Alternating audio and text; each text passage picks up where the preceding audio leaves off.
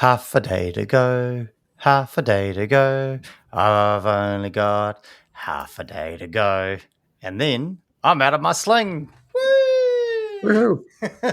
Hey, happy Friday morning, gentlemen. Welcome to those tuning in to what can only be described as utter mayhem. And that is another edition. In fact, episode 19, I believe, of season 3. And the fact that we're into the teens means it's not long before we shut down for Christmas. So this is our last show for the year, boys. How's it? Oh, no, actually, It's not. No, I'm a bit premature on that, right? That's not the first time I've heard. Oh, Andy. I'm just so excited about 12:20 today when I go to the surgeon and he says, Brenton, take that sling off. I cannot wait. Listen, but apparently this is not all about me. Des, how are you today? I'm doing all right. Not much to say about myself, but otherwise doing okay. Nice. And listen, how is book sales going, Des? Slow down a bit. Might need some support, so get the phones out and scan that QR code and pick yourself up a coffee. I mean, you got a family, Des. Christmas is coming. The economy's they're getting a copy of the book as well. Yeah, but you can't give away stuff, mate. So we need people to sponsor your book, right? So let's get some sales happening. Let's get people buying the book, and then maybe you can afford to give your family a copy of the book. Sounds like a good plan. Nice. Well, let's get everyone and what have you been up to the last couple of weeks, mate? You been up to much? Yeah, not much to say for myself, really. Just work and getting by. Doing some podcast interviews, which has been fun. Those are still going all right? Yeah. Nice. All the recordings are sort of set to be released in the near future, so it'll be over the coming months. Now, we haven't really discussed this in our team meetings that we have on a regular basis, but are you expecting us to promote these additional podcasts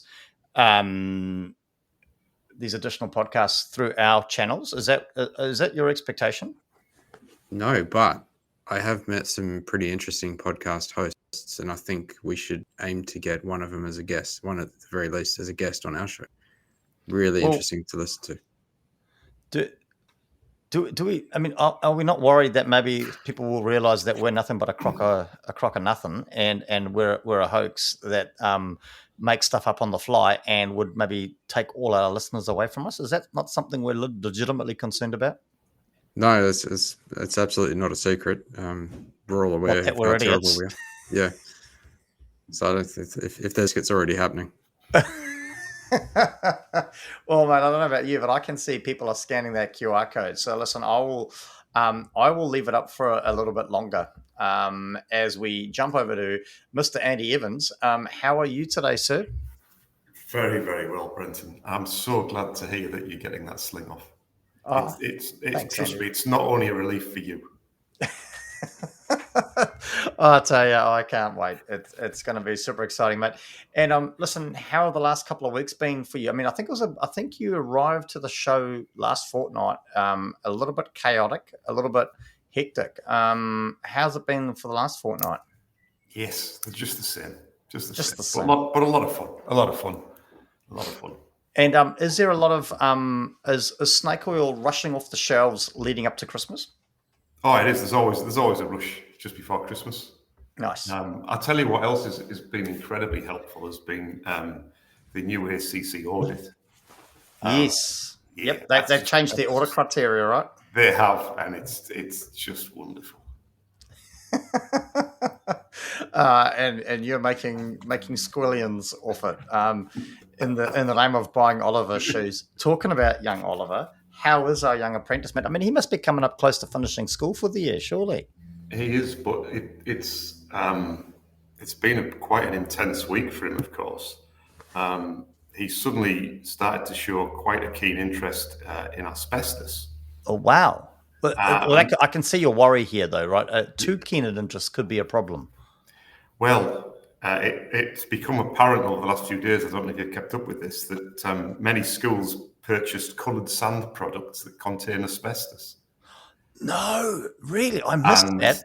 Oh yes, so it's called rainbow sand, Yes, and it's sort of you use it to make pictures and things, like those sand art things. yes. And apparently it contains asbestos. So as you Wow. it's all on. Fortunately, at Oliver's school, we've got Oliver to indicate that they probably need to get a certified rather than just get some kids to sweep it up. Yes, nice. And we all know you wouldn't sweep it up, right? You would use a vacuum with a HEPA filter on it. At the That's very what the least. license. That's what the licensed professional, no doubt, would use. Now, did you jump? Did he really interested? Because Oliver's a bit of a he's a front runner at things, and he's well ahead of his time, right? Did he jump onto the HAZANS register to find a licensed professional? No, he didn't. But he advised the school principal that that's what he should do. Oh, fantastic. And often in these situations, especially when there's the hierarchical process around age, often those receiving the advice from, like a young, up and coming, brilliant safety professional such as Oliver, often the more mature person in the situation can be quite intimidated. How did the principal take receiving such sound advice from young Oliver? I believe quite well because I think the Ministry of Education were a little bit slow in providing any guidance. Oh, So is that typical of the Ministry of Education? I couldn't possibly comment, but it was just I think the principal was mainly relieved that there was somebody that had a vague idea of what was going on, even though he's only 10 in the school. Well, I guess that's the old adage, right? Some advice is better than no advice. Now, listen, on that note, though, some advice is better than no advice. I don't know how sound that is. So, Des, mate, listen, do you just want to kind of cover us legally here before we get carried away with things? It'd be my pleasure, Brenton. And this week's disclaimer comes again from the silent retreat at the Caveat Monastery. And the element I want to share today is the void, which is where last week's disclaimer ended up. Our guru led us to a cliff that disappeared into darkness below. We said nothing and stared, and the void stared back. And this taught us that nothing in this podcast is advice. No liability will echo back to you, and all hope for the human race should be considered non-recoverable. For actual guidance, please consult a qualified specialist. Oh, That was quite deep and a bit haunting, that one. That's a bit depressing. A bit nihilistic, yeah.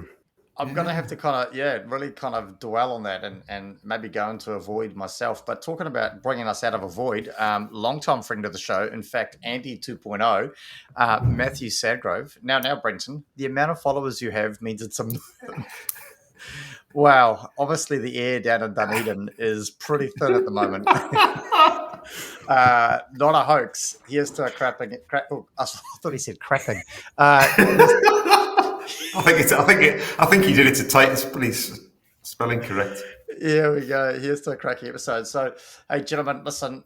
Let's not muck around. Are we ready to hit the spinning wheel? Let's have a spin. Let's do it. Let's do it. All right, here we go. Super excited. Not a lot left on the wheel. Here we go.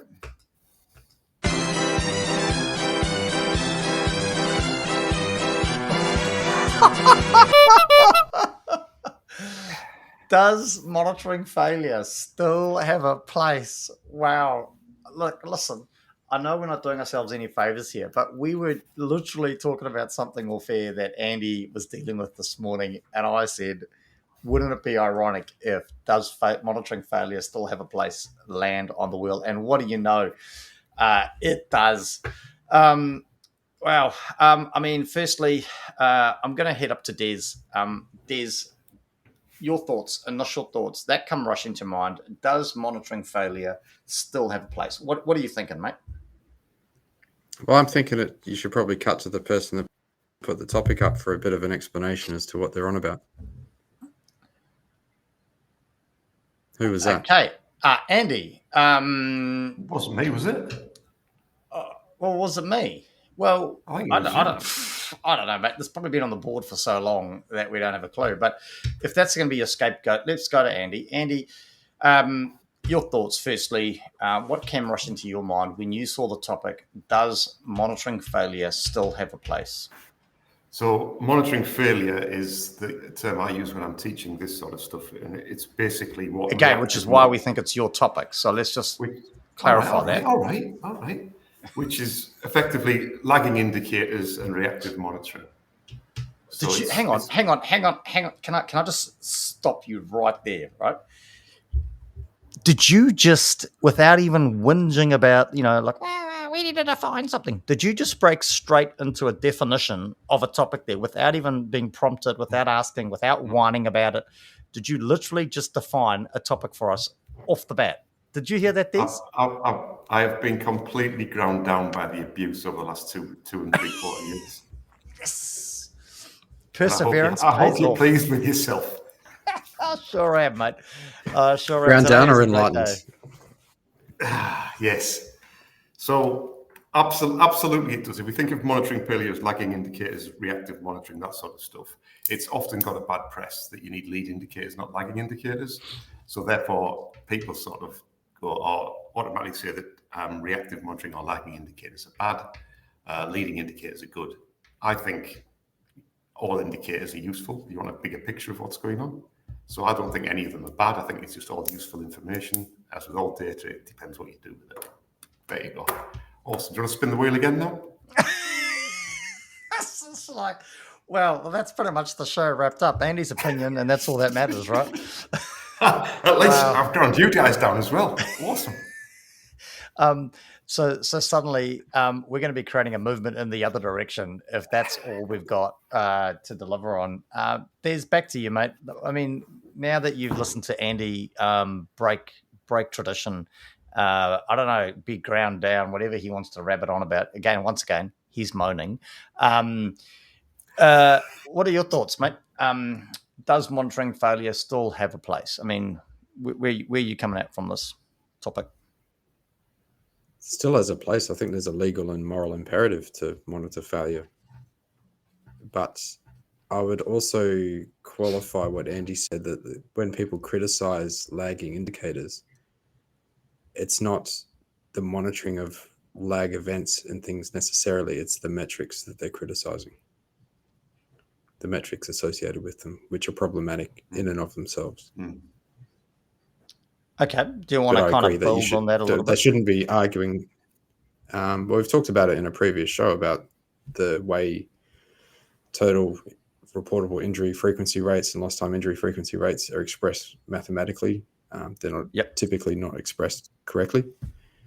And they're also not qualified by their limitations. So people don't say, that and I'm going to muddle my terminology here, but they don't build in randomness into how they express it, and they don't build in randomness to how they explain it. And so the numbers cease to have any meaning at that point.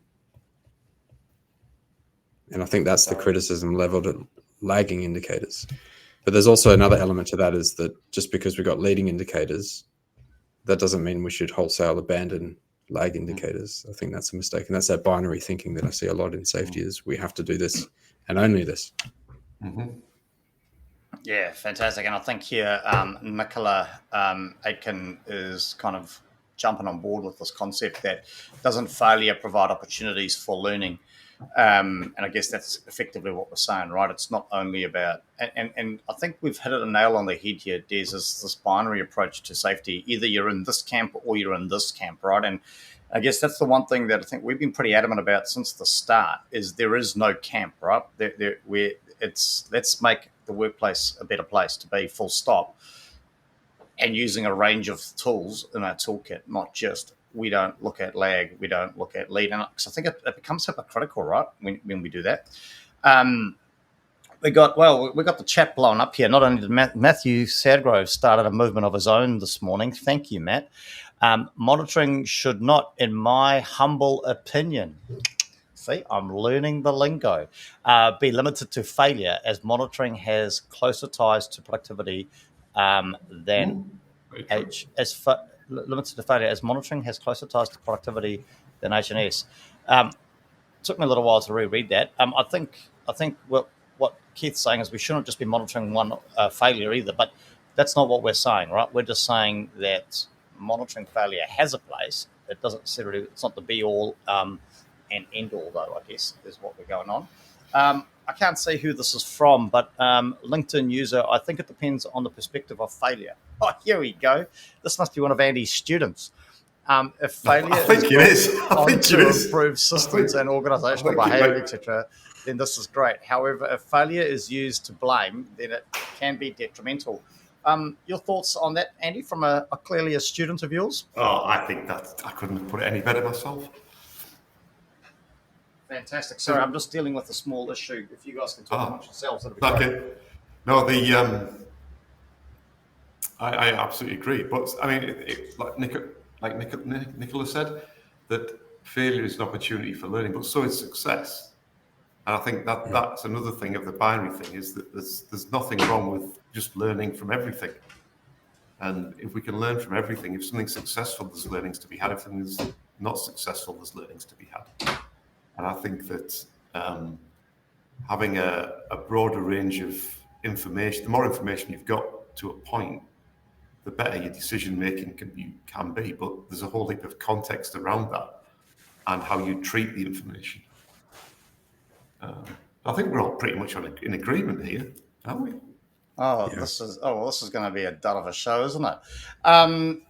I could just throw controversy into the mix just for the sake of it, if you really want me to. So, Des, here we go. Let's pull some real life examples out of this. I mean, in your current place of work, are you monitoring both success and failure? I mean, are you? Yeah, absolutely. We don't even probably make that distinction. We're just monitoring. For both, and it's kind of an unnecessary distinction to make. There's either something to learn or there's not. There's something to improve or there's not.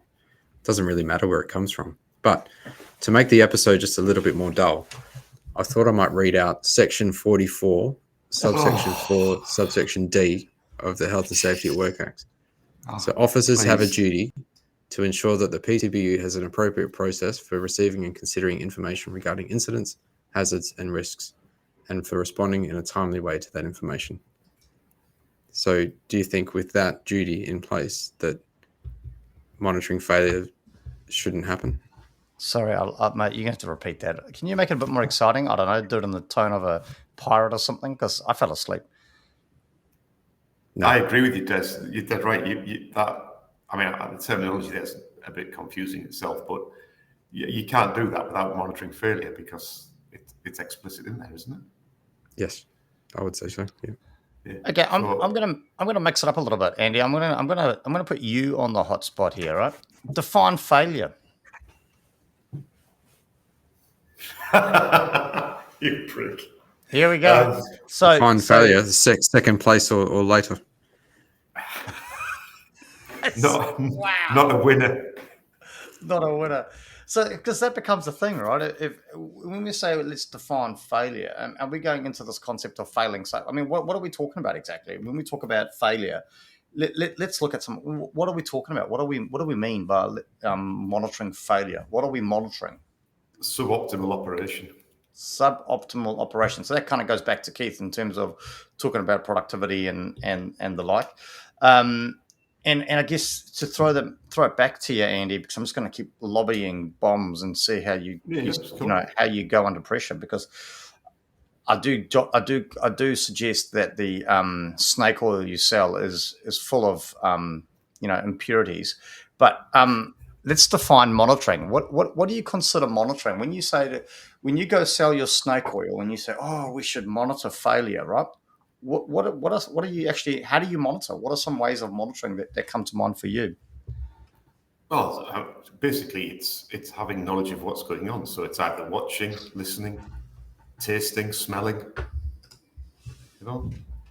It's any sort of. How do you taste failure in a health and safety context?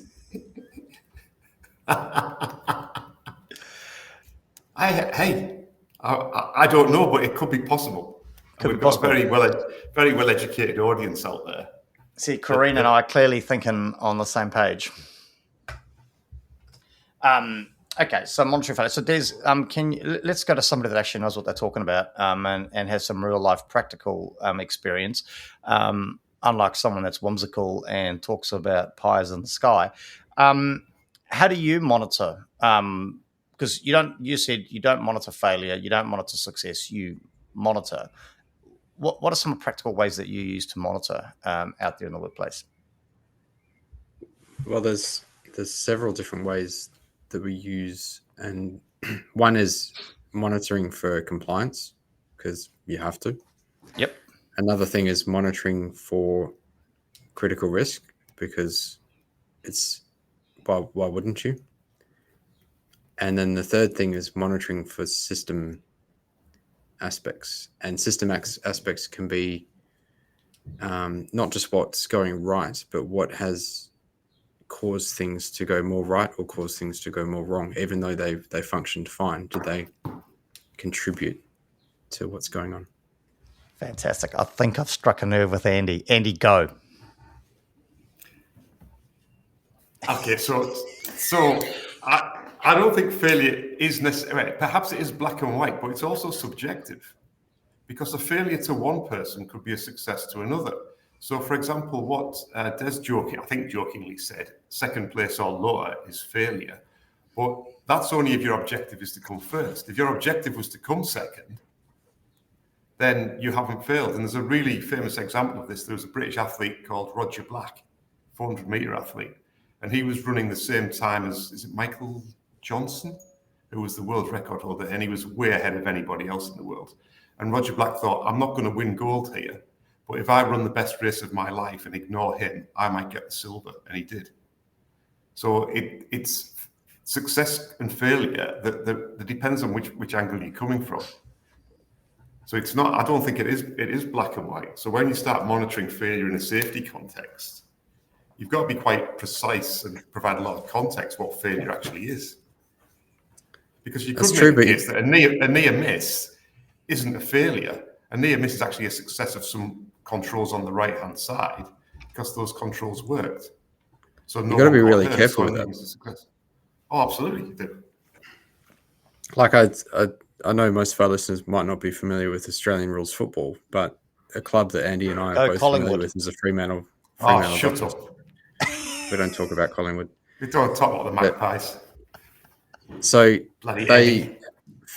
Fremantle's never won a premiership. They're arguably the worst performing team in the history of the sport at that level. Go on, Des. And I'm a fan, so that's really saying something. Don't hold back, Des.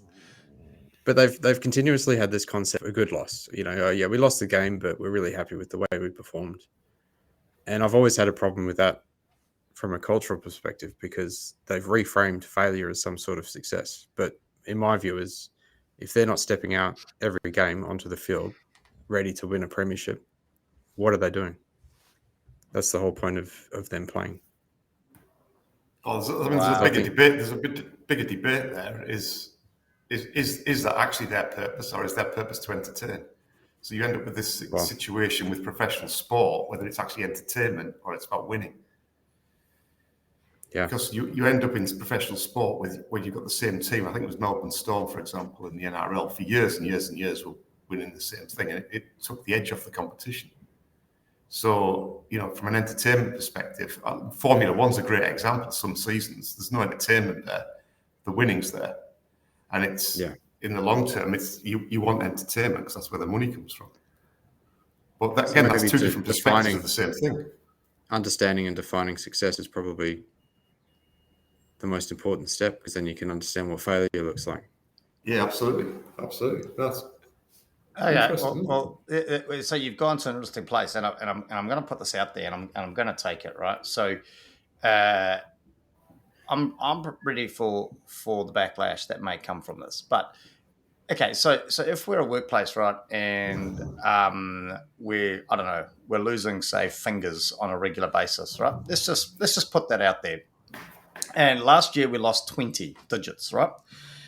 This year our goal is to only lose 10, and we achieved that. Is that a success then, or are we still failing? No, that's just, you're both. It's a success because you've met your objective. Whether your objective's appropriate or not, or ethical, is a different question. Well, it's okay. So when we're defining success, we should now look for ethical and moral correctiveness. Is that what we're saying? Well, yeah, you would hope so, but again, it all depends on the context. It's fascinating. It is a topic on the wheel, by the way. What's that? Is it? Ethics. Waiting for that one to come up. That one ain't going to come up, mate. You put it on the wheel. It's never going to turn up. And look who you're talking to, the three of us. There's at least one of us on this group that has absolutely no ethics whatsoever. They're nothing more than a salesman. I'm going to let you determine who that person is. But so it's going to be an interesting show, that one. But I guess it becomes an issue, right? So is that whole concept of, we killed 5 people last year, we're only going to kill 3 this year. Is that going back to Des's concept of what's the point of turning up if you're not trying to win the premiership?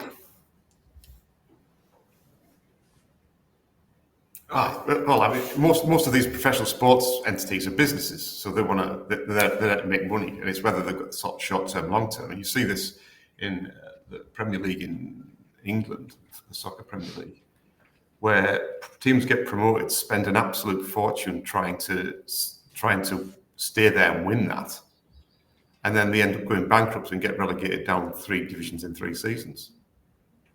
You know, it's. Are you looking at it from a sporting perspective, an individual performance perspective, an individual game perspective, or are you looking at it from the longevity of the business? Because all of those viewpoints are valid, and you know it's that whole loss leader. We're going to sell something that's going to lose us money in the first year. In the fact that our goal is actually not to make money in the first year, but to raise our profile so that in the second year. So you sort of, there's different success criteria, long term and short term. Okay, and so trying to understand them. Let's bring this back up a little bit closer to home. So Andy, this show's been a loss leader now for 3 seasons. At what point are we going to define success? And this is interesting. I had this very conversation yesterday. Wasn't with me or Des, I can tell you that. No, it wasn't. So what I keep coming back to with this show is that I don't really mind if anyone listens or not. From my perspective, it's every 2 weeks I get a chat to me 2 mates. And if that happens, that's a success. I don't even mind if we get angry with each other or whatever. Because the whole point of this to start off with, in my perspective, was that every time we got together, which was very rare, we had a good time and said we should do this more often. And then one of us scheduled this meeting, and then some joker said, "Oh, you can do this thing on LinkedIn Live. Should we go live now?" And the other 2 went, "Yeah, all right." And since then, it's happened. Now, if nobody's tuning in, it doesn't make any difference. I mean, it's nice that people tune in, but for my objective of success is that us 3 get together and talk safety stuff. So that's clearly Des just wants to be able to sell this and make a whole heap of money out of it. Well, he just wants to pump his book, right? Absolutely. Absolutely. I didn't invest everything in snake oil. I need other options. He didn't. You missed the boat there. Snake oil and Bitcoin. So from my perspective, and you guys might have a completely different perspective. You might be saying, "Oh God, it's Friday again. I've got to put with Andy."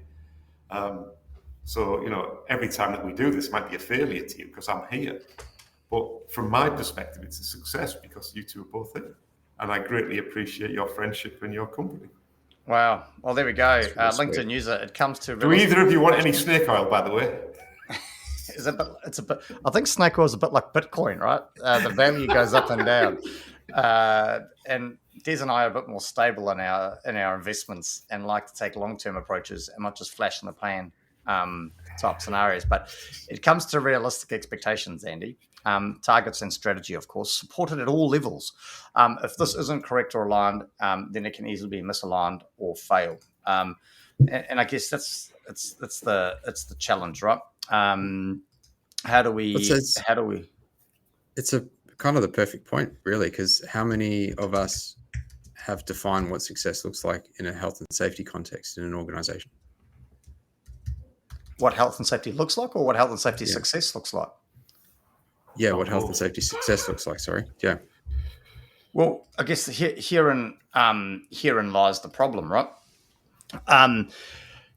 Why are we setting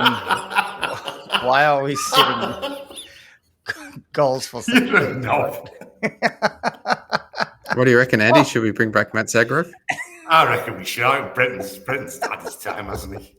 It's time to move on. Sorry, Des. I had to do that. Going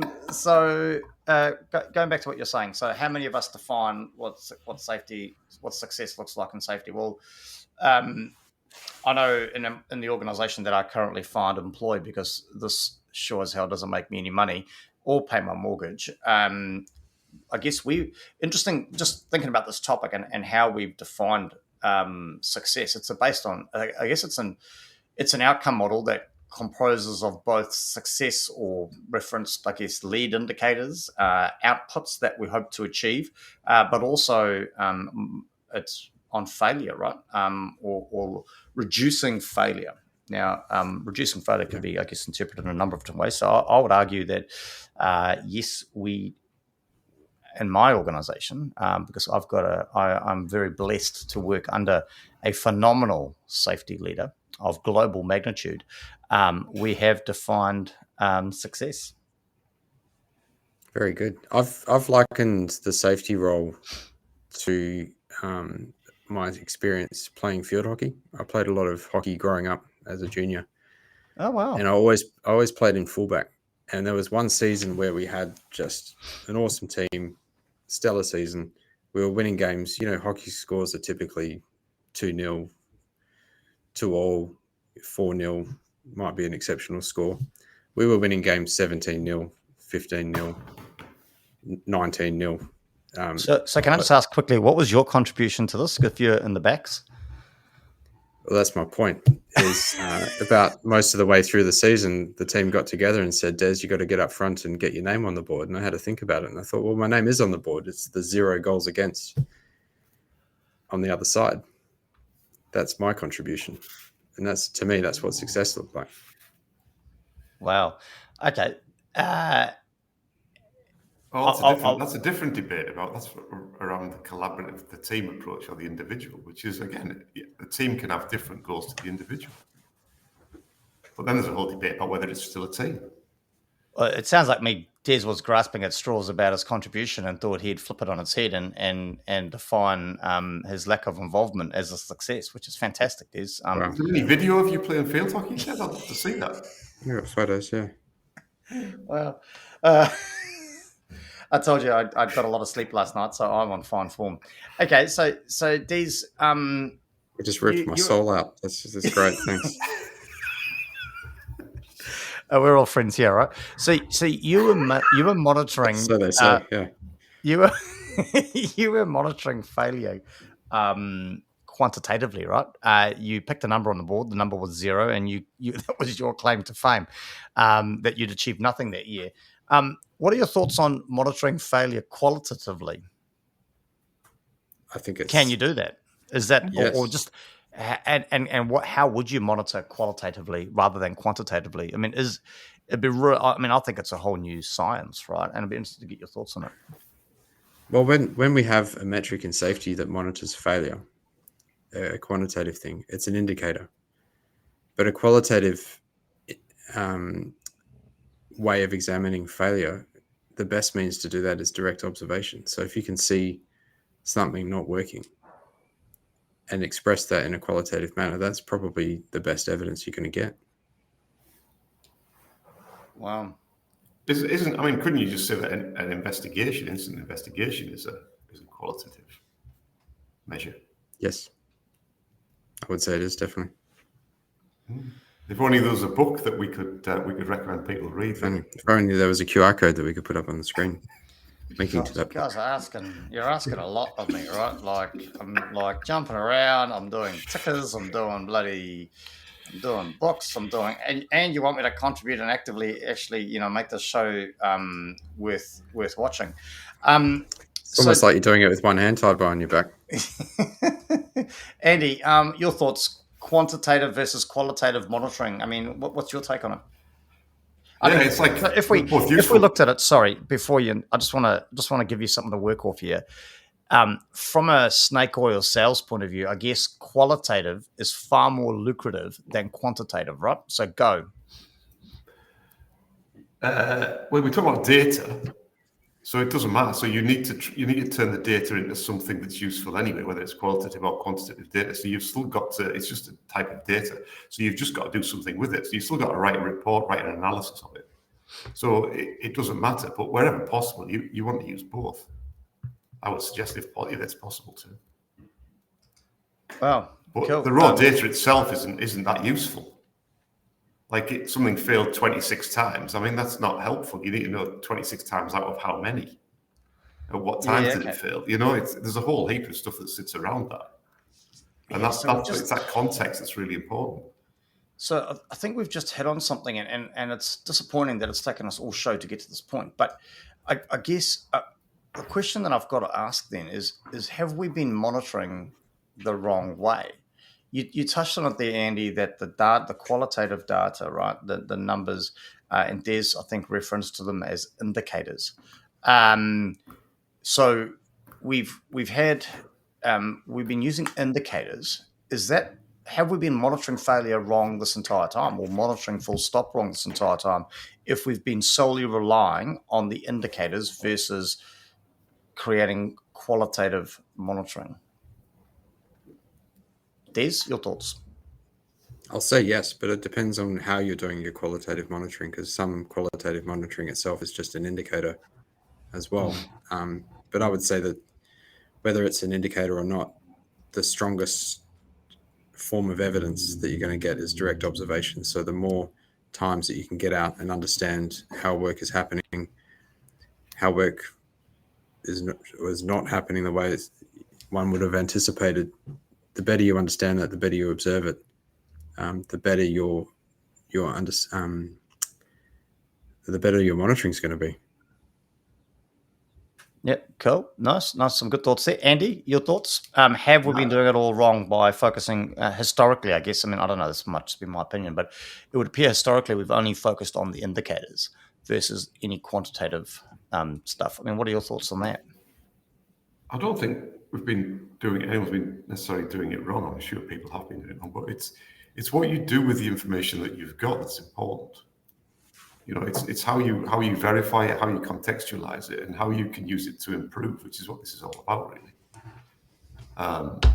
So it's quite new. Use of data is very nuanced, and people think that they did a bit of maths at school, that they understand statistics, and it's absolutely not like that.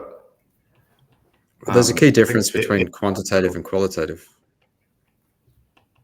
One of them you can interrogate further and ask questions about, where if it's just a number or just a green light on a dashboard, there's nothing to interrogate there.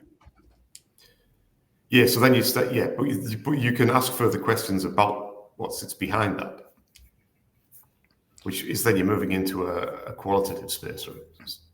Yeah, but whether those answers actually exist or not is another question. Yeah, absolutely. I guess this goes back to a guest we had, and we've had so many awesome guests. Des, you'll probably remember this. There was we were talking about this very thing, right? Data, and I think it's all coming back to me now. We're talking about monitoring, and I think the comment was sometimes the numbers are just what the numbers are, right? There's no real explanation for them, whether they go up or whether they come down. They just are what they are. Do you remember that conversation we had? Might have been Drew Ray, yeah. I thought it was Mr. Drew Ray for sure. And I guess that's again goes back to your point here as we start to wrap up the show. But should we be monitoring failure? Should we be monitoring success, or should we just be monitoring? I guess goes into the same question as should we be monitoring through qualitative or quantitative data, right? And I think the takeaway for me is really a good opportunity to go back and reflect on what it is that we're trying to achieve and finding the most appropriate way to understand whether we're achieving that or not. So as we wrap up today's show, there's all up, does monitoring failure still have a place in your mind? Yeah, and my biggest takeaway, which I didn't expect from today, was really understanding failure means understanding success. And if that's well defined, then you're on the path to monitoring failure effectively as well. Cool. Thanks, Andy. So, uh, so that was a personal joke. Obviously, I only got it. Andy, does monitoring failure still have a place? Absolutely. And I think the whole area of incident investigation would support that.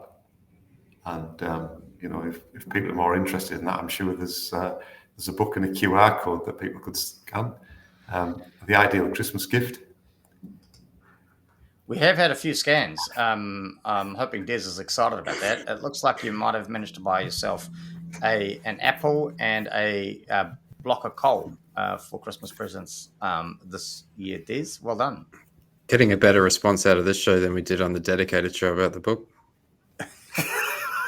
Well, to be fair, I mean, an entire show on a book that you wrote isn't exactly, full of words, is it? How many pages is the book after all that? In the paperback, it comes out at like 200 and something. 202. You can barely string a sentence together on the show, and you're telling me you strung 200 pages together for a book. Mate, get me to write an angry letter, and you'll see some verbiage come out for sure. Okay, well, we might need to do some cease and desist letters coming forward shortly for those that try to plagiarize Des's book. But there we go. That's a wrap, gentlemen. Fantastic effort. I mean, Des, what have you got coming up in the next sort of couple of weeks? As steady as she goes. Looking forward to the Christmas break. How about you? Yeah, well, listen, mate, I'm looking forward to nothing more than 12:20 this afternoon. To be fair, I'm just taking. I've got to be fair. I set the bar so low that anything else is a success. So 12:20 this afternoon.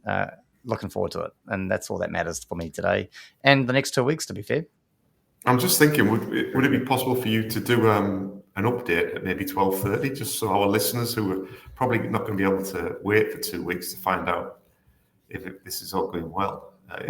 Considering the considerable amount of money that I'm costing the public through the fantastic system that is known as the Accident Compensation Corporation, ACC for short, I'd like to think I'll spend more than 10 minutes with this very expensive surgeon discussing the outcome of the 6 weeks and 3 days that I've spent in a sling. But what I will do for you, Andy, is on my departure from said very expensive surgeon, I will provide an update for sure. No worries. Thanks for asking. We'll look forward to it. Well, there we go. Now, as Andy said, he doesn't care about anybody else but himself. But we have, as Matthew mentioned earlier on the show, we have got a movement happening, and hopefully we haven't destroyed that. Please, Andy does not reflect the views of any of us, the rest of us, I should say. He might not like you, but Des and I sure do. And another member of the whānau that's just joined us, Stuart Moody. So Stuart Moody is an HSE professional in oil and gas operations, wells and drilling, projects, turnarounds, construction. This guy seems more qualified than you, Andy. Highways, pipelines. And currently he's working for Ithka Energy as an offshore HSE advisor. So that sounds pretty exciting. Doesn't sound like a local either. Where is he based? No, where is he based? He is based in the United Kingdom. So he has what a wealth of experience. From I'm losing my eyesight here. Wintering is there a place called Winteringham? Andy, you might know this place. Yeah, there's a place called Winteringham. Yeah. In England. So there we go. Stuart Moody, welcome to the family. Hopefully you weren't disappointed like the other 2,295 people for tuning in this morning. So massive thank you to them. And yeah, gentlemen, well, listen, Andy, what have you got coming up over the next 2 weeks? Just a lot of work, really. A lot of work. A lot of snake oil needs to be shifted before Christmas because it's running close to its sell-by date. Naturally. And we just got to get it out of the door before the 2 week Christmas shutdown. 2-week Christmas shutdown. Wow, you must have made a fortune off. Snake Oil. I've just this is awkward. I forgot my this day in safety, but I tell you what, I've just got a new this day in safety popped up on the New Zealand Herald website. Retirement village bans electric cars. Safety move slammed as silly. There we go. That happened this day in safety. A retirement village banned electric vehicles. Love to talk about that more in a couple of fortnights. But until then, team, it's been an absolute blast. Hopefully we didn't bore you too much, and catch you in a couple of weeks. See you, team. Thanks a lot.